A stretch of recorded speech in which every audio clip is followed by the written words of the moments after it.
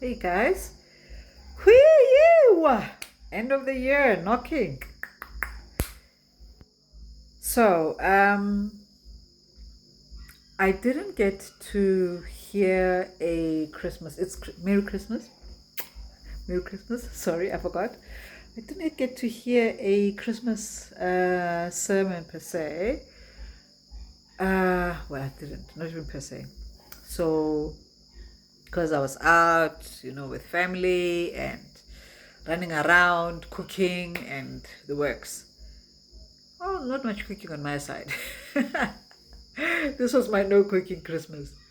Anyhow, so when I did get to listen to a preach, and the reading was out of that Christmas classic of baby Jesus being born, and then the three wise men um, arriving. But this preacher kind of went on a different tack and went with the three wise men arriving, and then the new family having to flee Israel. And then it occurs to me, Mary and Joseph, for all intents and purposes, as newlyweds, they're not rich. They are from a royal lineage, both of them, David. However, by that time, generations have changed so much. The kingdom splitting and kings being lost, crowns being lost to this, that, and the other. And here they find themselves. And incidentally, historically, apparently, at that point where the Israelites were under the heavy hand of Roman control, and being conquered, I guess, well, they're not in a good place. And so, apparently at this time, one of the most popular names was Mary. Mary comes from the Hebrew name of Mara. And if you remember, when they were leaving Egypt, they came to the bitter waters of Mara. They came to the waters of Mara, Mara being bitter. And apparently around about that time when Mary was about to conceived, a lot of young girls were called Mary. And if you look at when Jesus is an adult, there's quite a few Marys, So it was a bitter time for the people of Israel. Now, I'd like to speak into our country. At this point, politically, for me, hey, you guys, there's not a single party I say I can trust. I've got my reasons. All of them, One is, and all of them, they are to this or to that, So all of them, there's nothing, there's nothing about them that says, me, pick me, Although they're all screaming, pick me. But I'm saying all this to say, a lot of us are troubled. A lot of us are bitter. A lot of us have got fear, and this is why we are troubled and bitter. And I can imagine the fear that the Israelites were living under, the Hebrews were living under during the Roman rule, because that's also when the cross was introduced. Because the Romans were warriors. They were just like, they just loved war. They didn't go anywhere and go and have a picnic. Wherever they went, trouble followed. So trouble and death, and conquering and whatever goes on alongside with that. So when we look at ourselves in South Africa and people leaving, people trying to find better lives for their families and all of that, and here's this, when we look at the Bible, here's this little family, and presumably in their late teens, mid to late teens, because that was the way things were done back then, of this little couple. And they had left home because of a census. So they were not amongst family. And then I don't know after the birth where they went. Did they finally find a place to stay in Bethlehem or whatever? But there is the part where we hear about the dream Joseph has to take the child and flee. By the time he's taking the child to flee, the wise men have been. And so I'm thinking that the sequence of events is they had whatever amount of money they had to go and register in the census, and they would have been helped by family to get to where they were, because I don't know how long Joseph would have worked and how much money he would have made by then, and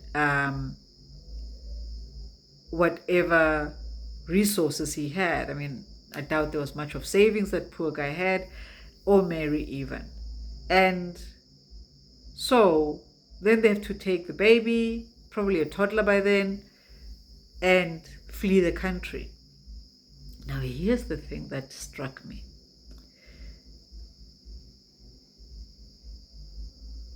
Joseph is in Bethlehem, which from the sounds, which I think is not a place where was necessarily home. It's far from home. So he didn't have real contact, whatever, so he wouldn't have had an established business. So wouldn't have an established income. Exactly. So they were probably living lean for a while. Oh, Jesus. And that being said, they then had to find ways to make ends meet. I mean, had to eat, have a roof, all that, feed the donkey, all that. And then when the wise men came, gold today is still the highest commodity. Frankincense is expensive. It's an expensive perfume. You don't just somewhere go out there and buy it like it's a shield roll on, you know. And myrrh is a spice, if I remember correctly, and it's expensively sourced, hugely so. I mean, as in expensively. Even today, you don't even for myrrh, also the same way. You don't just somewhere go out there and get yourself like you're getting a peanut butter sandwich, you know? And this is what God ensured, that these guys from the Orient who were traders, who I believe were traders, not just wise men, which means that they didn't come with pocket full, you know? They didn't put it in their pockets. And if they're coming from the Orient, that would mean that they were traveling on horseback or with those double hemp camels, which means they were laden. They were, you know, it was a truck, you know, like your 24-wheeler kind of truck set up. It was that kind of thing. Cargo ship, you know, think big. It was not a Hilux bakkie. For non-South Africans, that's like your truck, I think Americans call it. Your truck or your van, whatever you call it. But anyhow, it's not one of those. And even if it were, it would still be a lot carrying and bringing those gifts, you know? And if you think about it, if they are wise men and they're known to be wise men like that, they had a reputation, which means the Chinese have got this thing about saving face, you know, your face. So your reputation is big. So if they're coming, say, from China, and that's where the myrrh might have come from, they would have brought substantial, you know, to show their reputation, to show they mean business, to show honor, because that's what they would have done. That's the level of gifting they would have done. And it strikes me that Mary and Joseph were not expecting this. They had not ordered on Temu. I can't believe I said that. They did not order it online. You know, Temu had nothing to do with it. Temu from Orient and so it was not low quality. It was not on special. it was the best. And these two end up able to not just flee the country, but all of them go. It wasn't just Mary running because Joseph couldn't go along because there was no money. You know, it was all of them. It was not them handing their baby over to somebody because they couldn't afford to go and hide the baby. It was all of them. They went, the three of them. And we don't know, I don't know how they got there. Was it horseback? Was it the same old donkey? You know, their station wagon. Yes, I'm calling their donkey a station wagon. The donkey they arrived in Bethlehem on, I mean. We don't know. We don't know. And, you know, God, as we know, foresees, foreknows, and has the power to attend to all of this, the foreseeing and the foreknowing. And that being the case, these two were blessed because of their child, who is the Son of God. Now, is it not true that in the Bible, I can't remember where, it says something along the lines of people being blessed because of believers, you know. There's one way it says because of Jews, that they will run to the Jews, whatever, and, you know, saying, pick me kind of thing, but basically going to Jews for help. And I think Paul mentions it somewhere in the New Testament. Look, I'm sure AI can help you find this. I'm sorry that I don't have the reference. But what I'm saying is they were blessed because of their baby, the baby. Number one. Number two, even though I believe Joseph was a skilled carpenter, or did have that skill for carpentry,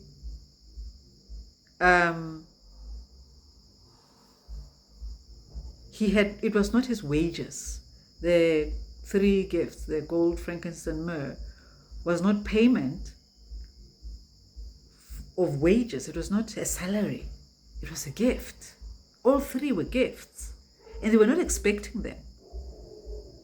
And so I ask myself, did they pray different? Did they say something different? I mean, at this time, John has been born because Mary went to her cousin Elizabeth, and they would by then have heard, I think Zechariah was John's dad's name, his testimony of him going mute and then getting his voice back. And then they saw the angels, you know, and Joseph had dreams. So these were not people who God saw them passing one day and just said, oh yeah, I'll take you. These were two people who clearly trusted God. I mean, Mary, when the angel, after she asked the questions that she felt she needed to ask, said, may it be to me according to your will. When God, when the angel spoke, you know?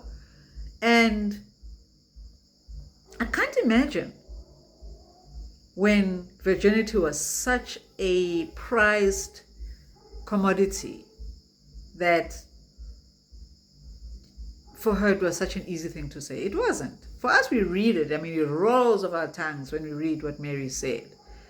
But for her to be able to say that, and to an angel, and the fact that she's not running screaming her head off that, you know, she's seeing a ghost in broad daylight, although I don't know when the angel came by, she trusted God. And when Joseph heard about the pregnancy and he has the dream, he doesn't think that it was the pizza or the hummus was off from the previous night. He doesn't think he's got indigestion or an overactive imagination. No, he trusts God. So I guess what I'm saying, guys, is that we have a God who is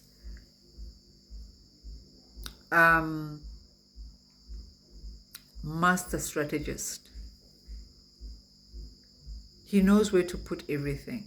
And I say that because when during when when Isaac needed a bride, his father sent his servant, and the servant said, to God that he asked God for right timing and right place, that kind of thing. And so we know God is capable of that, and God provides in that manner. And then God providing through a baby, we see where God says to Abraham, I will bless those who bless you, and that you will be blessed to be a blessing. Jesus was an infant, but he was already a blessing. I guess what I'm saying is, as we finish off this year and we look into the new year, and for those who are able to actually maintain resolutions, I guess I'm asking us to, before we do, review how we see God and how he comes through for us. I've seen God come through for me. I mean, this year has been a serious skop, skid, and donor of a year, I feel like I've been in a war zone dodging bullets. But that's the thing. I dodged the bullets. Yeah, they came. I mean, for shizzle. I mean, if you've watched any of my earlier videos, I mean, there's times I'm just like stressing and all of that. But it happened. But God is so faithful, like David writes, that he's a shepherd. God is a shepherd. And that's what God did. And he was my shield. Not even more, because I can't say more, because if I said more, it means there was a point where there was less. But as I continue to be with God and just live with God, and I say that to mean in my prayers, in my wishes, in my sighing, in my crying, in my laughing, God is not my footnote. He's not a footnote. I don't, and look, I'm not trying to be a better, I'm not a better Christian, please. But what I'm saying is that God has come through for me. And I'm not top tier. I'm not a top tier Christian. I mean, he's still working on my language, he's still working on my, all my chrilikis and things that, he's still working on me. And I have questions, I have questions, I have doubts, I still have my anxieties, and I still have anxieties. I don't like to own things like that, please. The my thing, no. I will say my for other things, but not that. And he has surprised me in so many ways. I mean, the last surprise, I was literally gobsmacked and stunned for a good, initially I said 3 days, but I think it was a good 2 weeks thereafter, because I was just like, what, God, what have you done? Oh my God. I mean, imagine saying to God, oh my God, Yeah, and it was literally that. It was like, oh my God, God, what have you done, And I guess that's what I'm saying, guys, that God provided for an entire family through a baby. Please don't go selling the babies. But I'm saying God provides, and when he does, it's in indescribable ways. So let's take his word at his word. Let's take him at his word. Not just him, but his word. God keeps promises. And we sing about it and everything, but I'd love for everybody to experience God's being a man of his word, and God's faithfulness, and God's surprises. I mean, for somebody like me who honestly hates surprises, God's surprises are the best. There's none better. There's none better. They are the best. God knows us so well. Um, I'll talk about it another time. But even the house that He got me, even though it's a rental, but God is just, yeah, He is. He's amazing. He's amazing. So, well, I hope everybody had a great Christmas. If you didn't, I pray God's comfort. I pray God's comfort and soothing and His awesome grace to be pouring over you. And for me, I face Christmas with great trepidation. I don't have I have too many bad memories of Christmas, and often bad memories will pop up bigger and louder than good memories, So it's often something that causes me anxiety. And this morning I was praying and just asking God, I was saying, God, oh, why is this day here? Why can't it go? God, I don't want to be here. God, make this day go away. And